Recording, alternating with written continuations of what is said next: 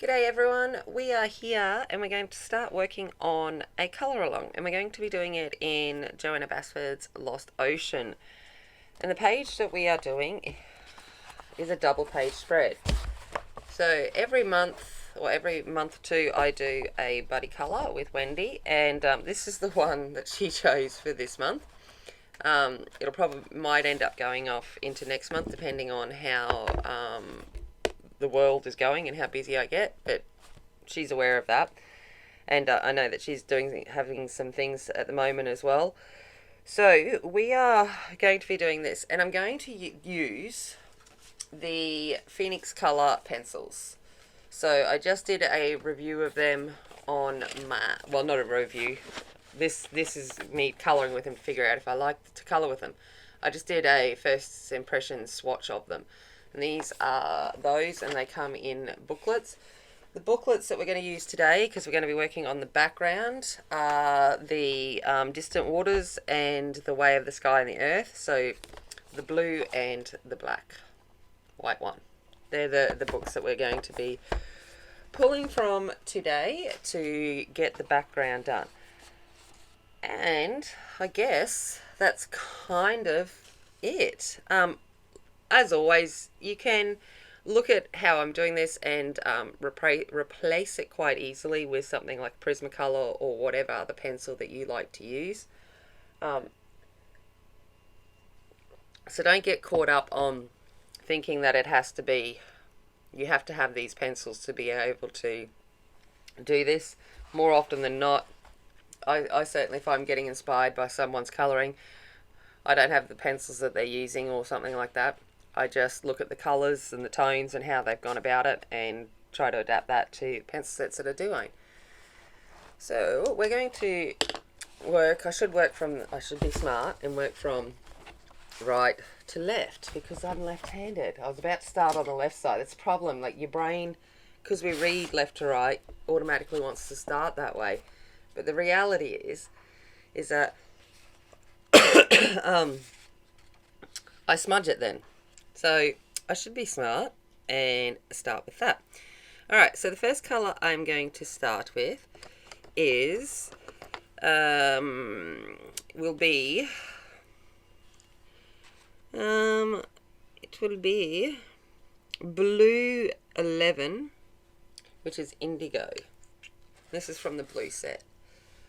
I'll try to remember, but I can't guarantee it. And what'll happen is I'm probably going to speed this up and I'll voice overlay it because I'm going to do a lot of background work. I was just coming in to say hello, and now I'm probably going to put on some TV and colour in the background. So, and then I'll come back in with a voice overlay and you don't have to listen to me watching TV. Oh look, I just found some ephemera. I swear this ephemera is everywhere. Look, little flower. Okay. Okay, I'll be back.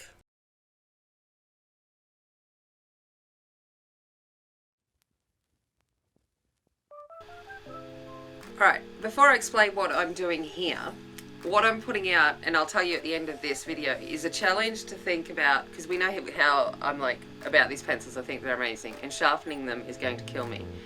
I want you to tell me how many times you think I have to sharpen these pencils throughout making this background. So that's your little challenge down there, and I want you to comment down below now how many times I had to sharpen before excuse me, before you get to the end. So no cheating, just have a guess how many times you reckon I had to sharpen pencils. Okay, so what I'm doing in here is just, I've put a little couple of centimeters down the bottom that I'm leaving clear for the base or the ocean floor, and I'm going in and I'm just at this point very gently or very lightly putting in a guide colour. So just to give me an idea of what colours I'm going to go for when I do the entire background properly. So this is just my initial layer of colour. As you know, I tend to like to put a light layer down before I go in back over top of it. I like having something for the pencils to go over. Now the colours that I have used, so the one I'm using there is it'd help if I actually had my own swatch chart out so that I could tell you these things. This one is the it is Black 8 from the the Way of Sky and Earth pack, and it's called Sky. So it's a blackened blue. So that is the colour that I'm laying down here out in the edges.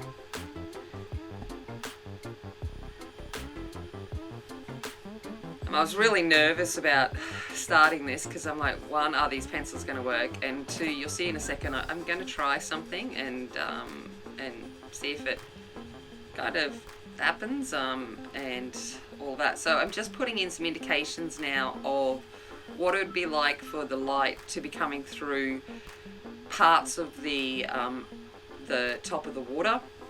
So you'll notice I only keep it up towards the top third. Kind of working in that rule of thirds when I'm doing this, is keeping that that section that's going to be the top of the water in that top third.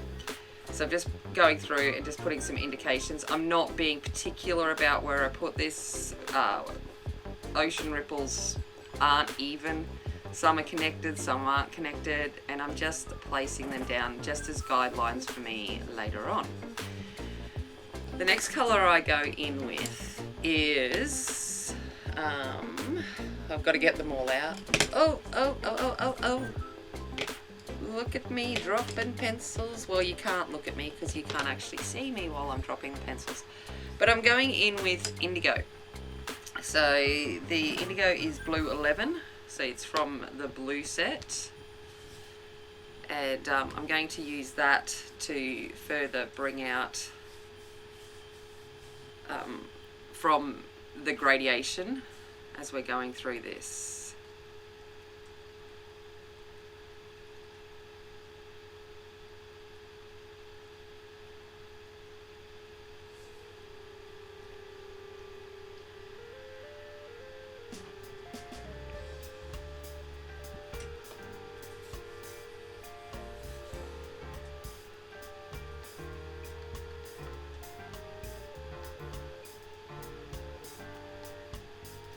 Getting through all of these little ladder steps, painful. That's okay. I'm not worried about the windows of the fish houses and all yet. I will come back and worry about that when I get into the colouring of the actual fish houses themselves.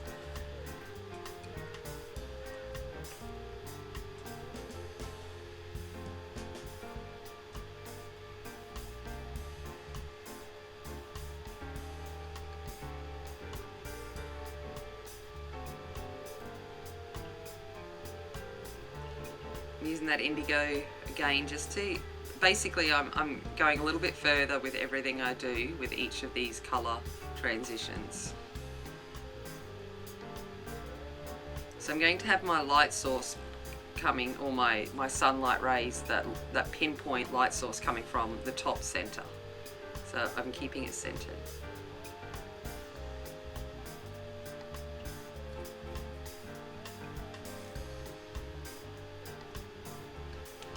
Okay, so then I'm coming in, the next colour I'm using is blue 10, which is ultramarine, and this is from the blue set as well.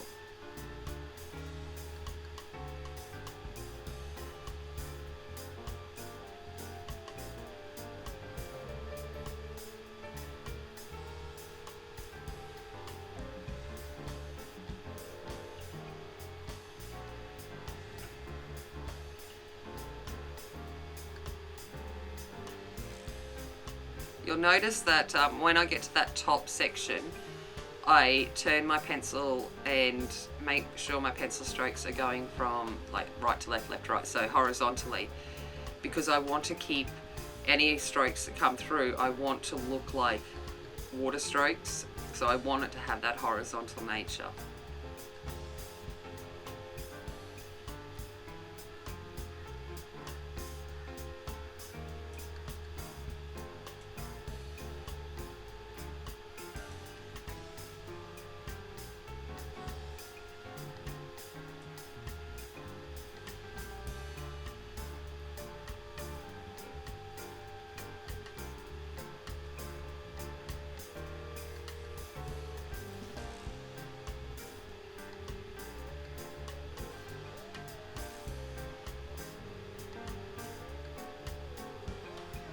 So this has been sped up for me 4 times.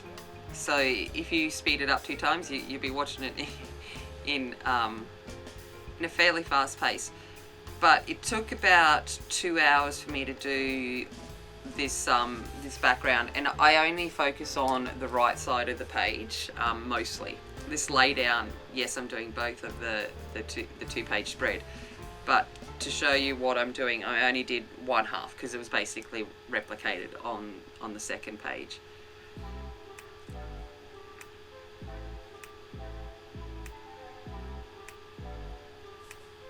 Okay, then I'm going in with it is, what colour am I going in with? Yeah, they're it. Now I'm thinking to myself, what am I doing? So they're mostly the darker blue hues that I'm using for the deep underwater, or the ones at the top of the water that's not getting any of the pinpointed sunlight.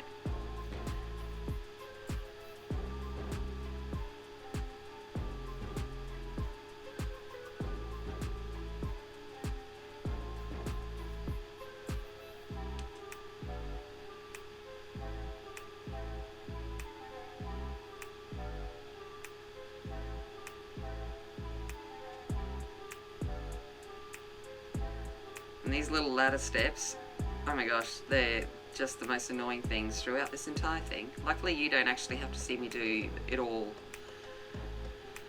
on film because they'll drive me insane.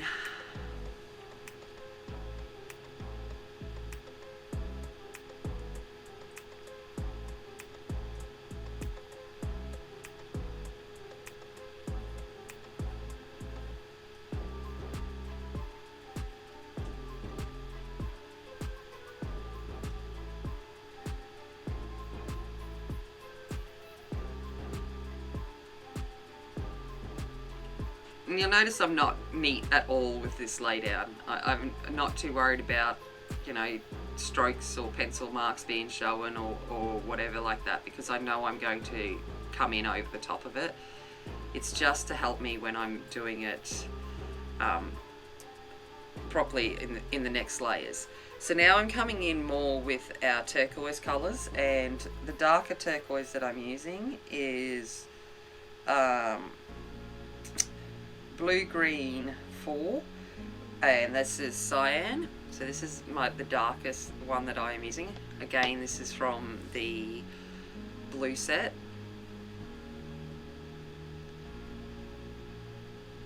And I'm also going to use the Blue Green 5, which is turquoise.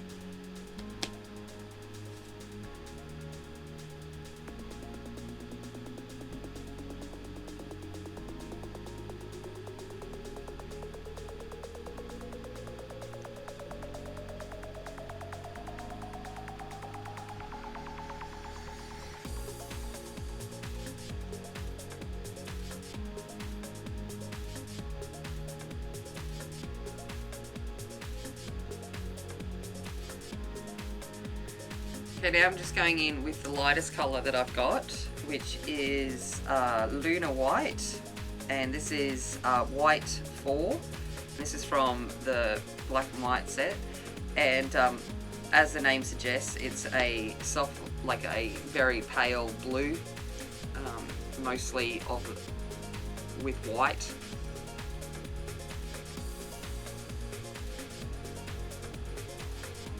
And then the colour that I've just overlaid up the top, I just wanted to put a different tone in the darker watercolours at the top. That one I used was, gotta find it, Purple 7, and that is Lavender, and that was from the black set as well. So what you'll see me brushing over this now is the brush and pencil. Then I remember I needed to put my glasses on. That was helpful. Is the brush and pencil powder blender. So I'm just brushing a light layer of that powder blender all over it. This is the first time I've used it. I'm not saying that this is the way to use it, but this is how I decided to use it. So I am layering that all over just this page. I'm not doing the other page here. I'm just focusing on this one. And I'm making sure I've got all of those areas covered.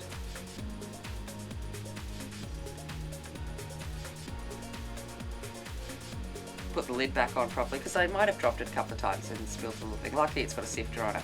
Okay, so down the bottom I'm bringing in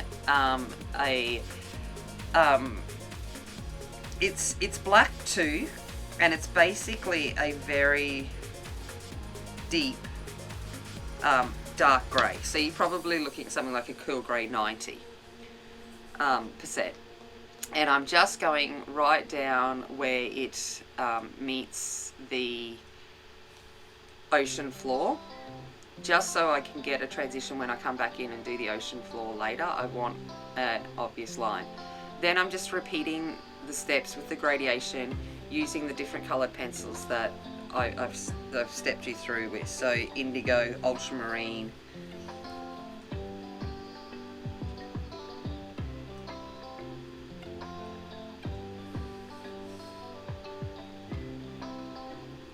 and sky. That was the other one. I had to think. I drifted off. I'm like, what was the other colour pencil I used? Sky. So just doing that and blending this through. Now you'll see there that I am just going over this, and look how this is like the first layer, okay, and that I'm running over this, and the pencil, yes, the words are hard. The powder blender feels really weird, okay, so it felt like I was kind of like drawing on very fine sandpaper.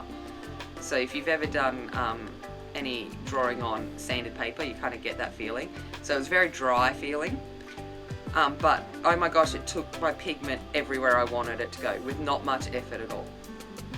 So here I am just doing that. It allowed me to layer over. Yes, you get little flakes of powder build up. They easily brush away with a brush. I was very proud of myself. I did not use my hand to brush anything away, because I certainly didn't want to smudge that powdered pigment onto the main image.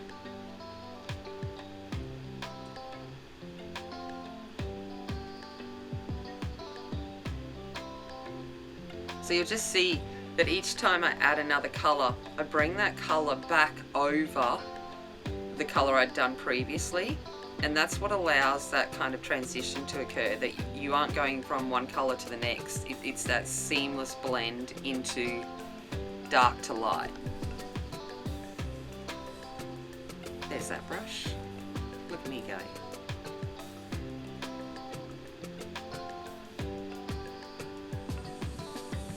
I like using that brush. It's probably one of the few brushes I ever used in my makeup kit. It's too big for a fan brush, but it works well for the purpose of brushing away pencil dust.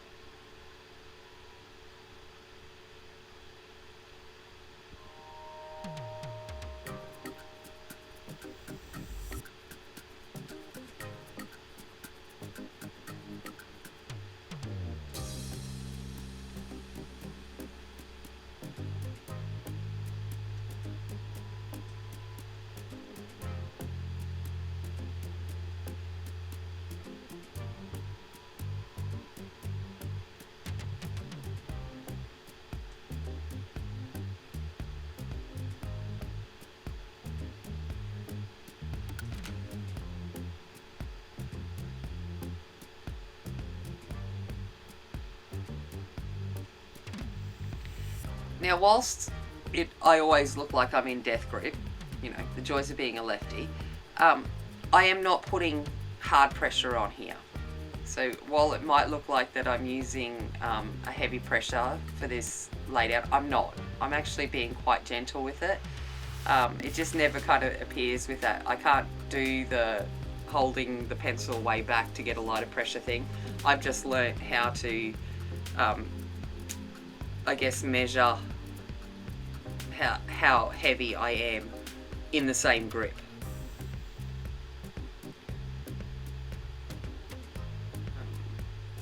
I hold my pencil like I never want to let it go, which is true, especially with these pencils. They're just so pretty.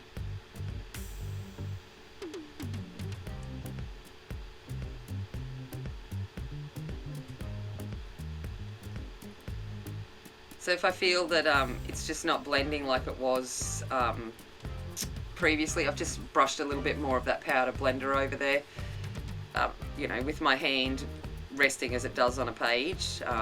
Some of that, I've removed some of that powder blender, and a little bit goes a long way, so I'm not using a huge amount of it.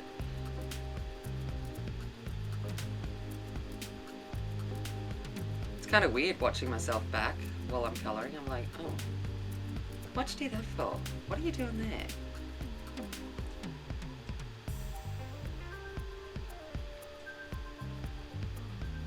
I was watching, I had started watching the new season of season 6 of Lucifer in the background of this. So I was kind of like, I was colouring whilst very much watching the episodes. There you go, I'm probably watching something huge happening, at least for right now. See, I must have known. Yep, okay, something big happened, now I'll get back to it.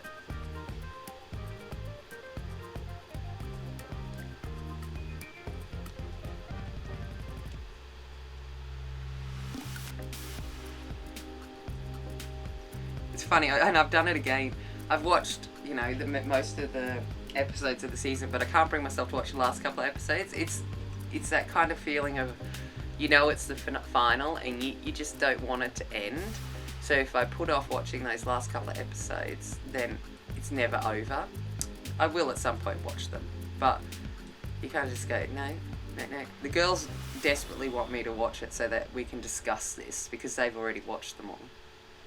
And I'm like, I'll get there. And I'm behind them, so every time something happens, I'm like, oh my gosh, this happened. And then they're like, oh, what part? Oh yeah.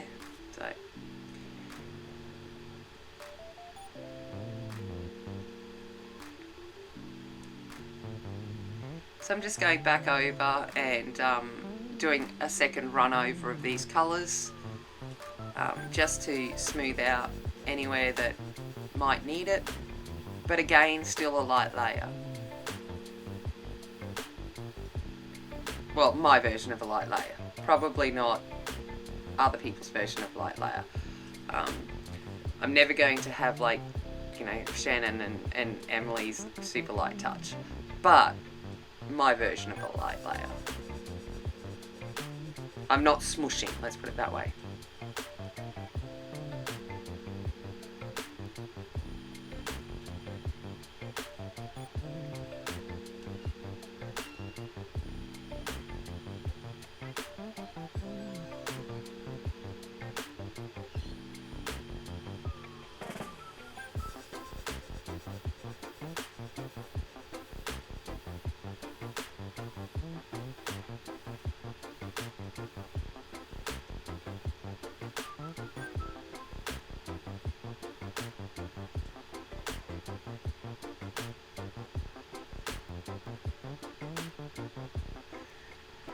Now this light turquoise that I'm using, I pretty much run it all over everything that I've coloured below, just as kind of similar to how you use a blending pencil or a white pencil.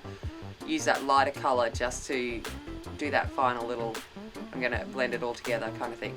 Now up here I'm just re-intensifying, using the darker colours, those lines of the wave ripples that I'd put in. So I'm following everything that I put down in the base layer, but now I'm committing to it.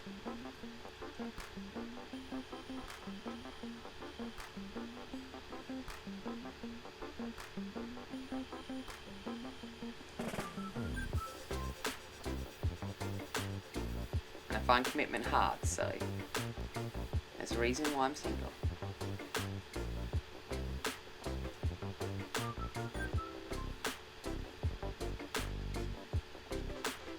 So just using a bit of that black or very dark grey, cool grey to just add in those corners, just to give that kind of vignette feel to the image.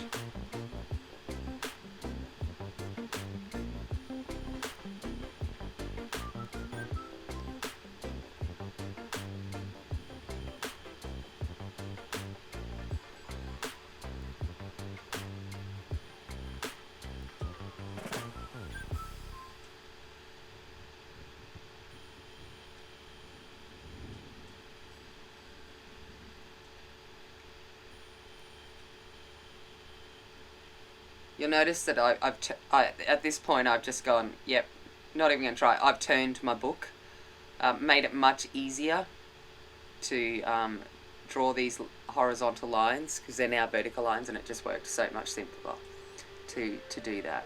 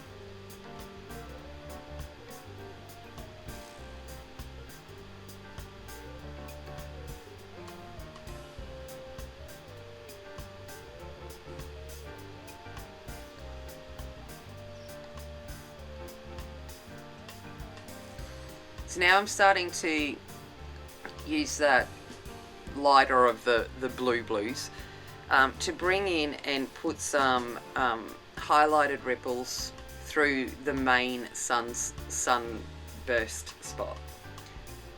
I don't want it to look pure white light blue. I want there to still be some indication that we've got movement at the top of the water.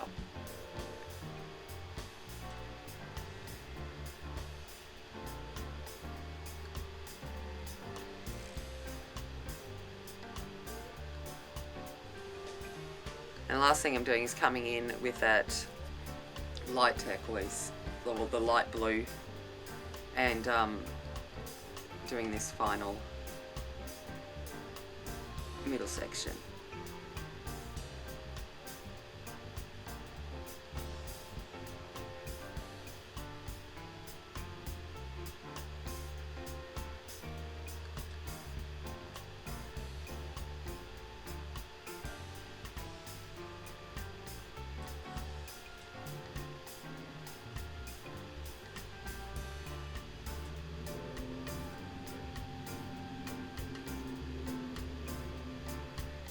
I didn't focus too much on that spine section of the page because I knew I had to get in and do some major page turning and manipulation to get that part done. So, and I'm like, we don't need to see that.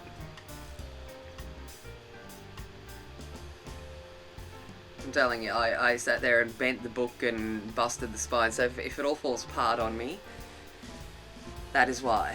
Good old double pages. Alright, so now I'm coming in and just running over that some more. It's getting all done. I'm nearly at the point where I might actually do something different. No, so this is the base done. So at the moment now it just looks like a sunspot coming from the top of the water. Now I'm going to add in the sun rays.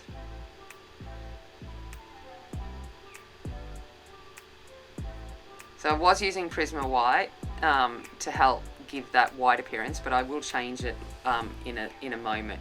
Now, I used indigo as well as ultramarine for these sun rays, and I'm actually putting in the shadows of the sun rays here. So I'm making the sun rays stand out by putting in the areas that aren't getting hit by the sun rays. Now, I on the other page, didn't end up bothering to use indigo because it wasn't necessary, so I just used the ultramarine on the other page. So I'm just coming through and putting some thicker areas of darkness and some thinner areas, and I'm trying to angle for more out each time I go.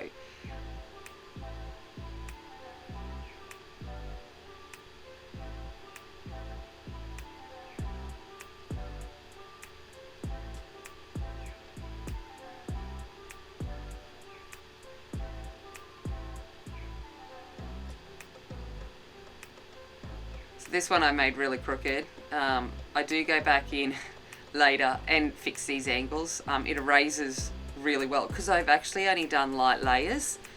I was able to erase these quite well. So this is where I'm coming in now with the ultramarine, and now I'm trying to do more of horizontal strokes so that we can still see that we've got, you know, movement through the water horizontally. It's not vertical, because this is where the light's not hitting, so it isn't a vertical ray of light. This is the absence of light here.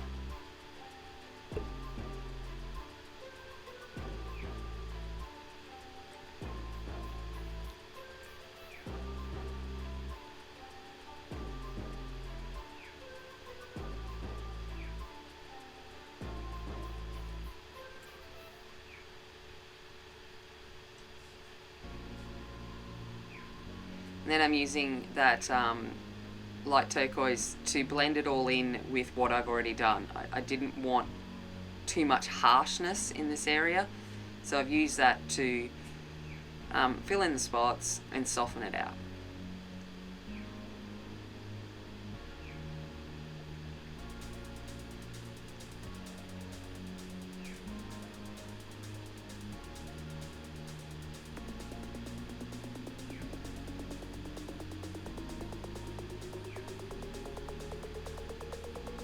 Okay, so here I was starting to use the Prisma, or this, actually I think this is the,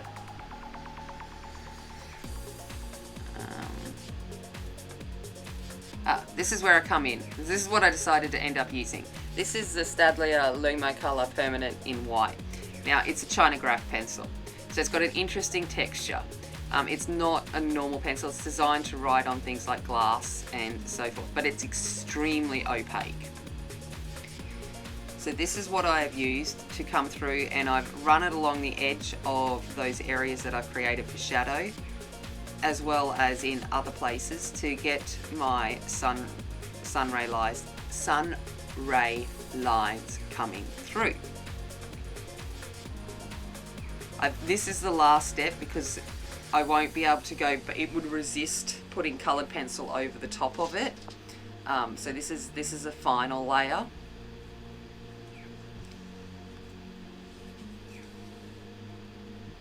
And I'm pushing real hard here because it's just basically soft smush,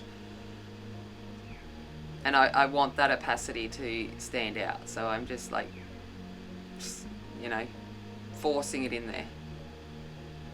And I go back in now and I use that to add some highlights into areas of the ripple as well. And soften out. I will go back in later and I'll use it to soften out the top of those sun rays, because when I looked at it, they just seemed a bit too harsh. So I'll go back in and I will run it over the tops of those sun rays where they come through, the shadows, sorry, where it's coming through the top of the water.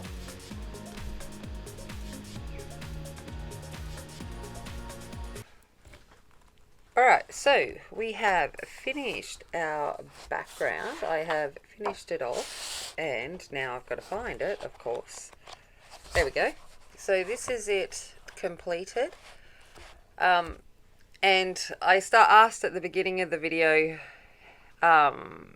in the voiceover to kind of guess how many times I had to sharpen my pencil.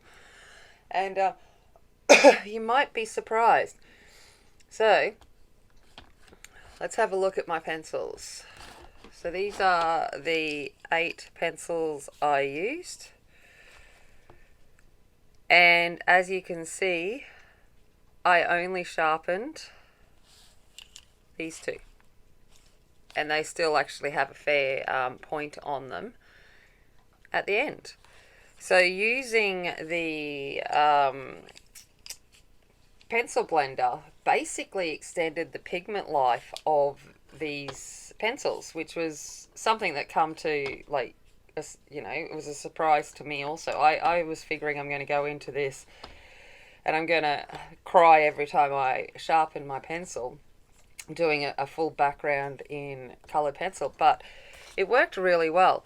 And because I wasn't, I guess, burnishing to try and get the colour to lay down and to be smooth, I made a mistake on a couple of these rays over here, and afterwards I looked and I went, it didn't look quite right.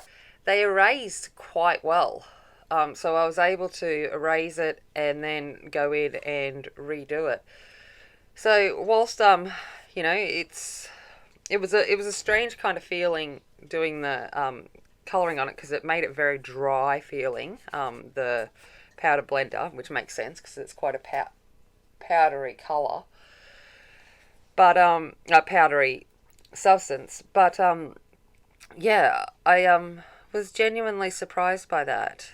It's not something I'd probably use in just everyday kind of colouring, but in this background, it worked, I think, surprisingly well. So we will be back with, I will continue to film some colour-alongs on the actual fish houses and all of themselves, and we will fix the bubbles and stuff as when we get towards the end of it. But I'm pleasantly surprised with how well it worked, and the pencils feel lovely. I can't give a proper idea on how they're feeling because I used a powder blender, so that's another variable into the mix, so I can't really comment on the pencils themselves yet, but you easily could use different colors from different pencil sets too. Alright, thank you very much for watching. If you haven't already, it'd be great if you hit the subscribe button, throw a comment down below, thumbs up, all of that kind of jazz, and as always, remember, be kind, be strong, be a warrior, and I will see you later. Bye.